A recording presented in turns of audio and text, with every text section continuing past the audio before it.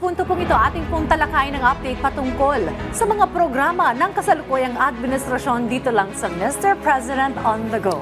Una nga po dyan, mga kababayan, Pangulong Ferdinand R. Marcos Jr. pinangunahan ang oath of office ng 29 na newly promoted flag rank officers ng Philippine Coast Guard.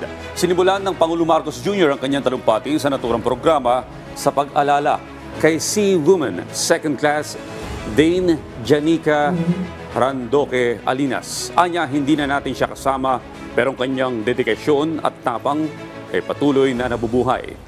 Ipinarating ng Pangulo ang kanyang pakikidalamhati sa buong PCG community.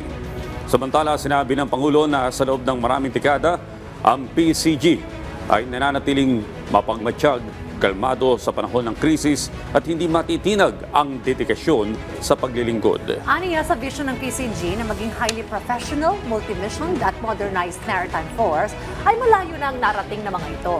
Mula January 2024 hanggang March 2025, nakapagsagawa 2.7 million inspections ang PCG. Kabilang po dito ang pre-departure checks, vessel safety, emergency readiness at port state control.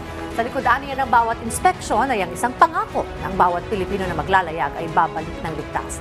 Nasa halos 45,000 seaborne missions at higit 3.1 million square nautical miles ng patrols ang nagpapakita ng lawak ng responsibilidad at lalim ng determinasyon ng PCG.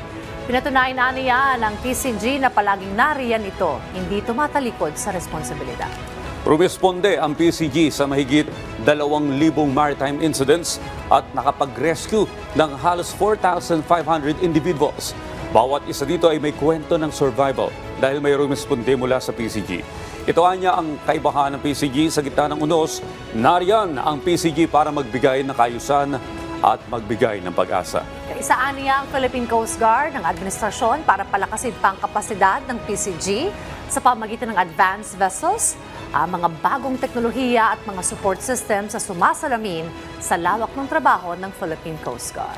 At yan po muna ang ating update ngayong umaga. Abangan ang susunod nating tatalakayin patungkol sa mga aktibidad at programa ng administrasyon dito lamang sa Mr. President on the Go.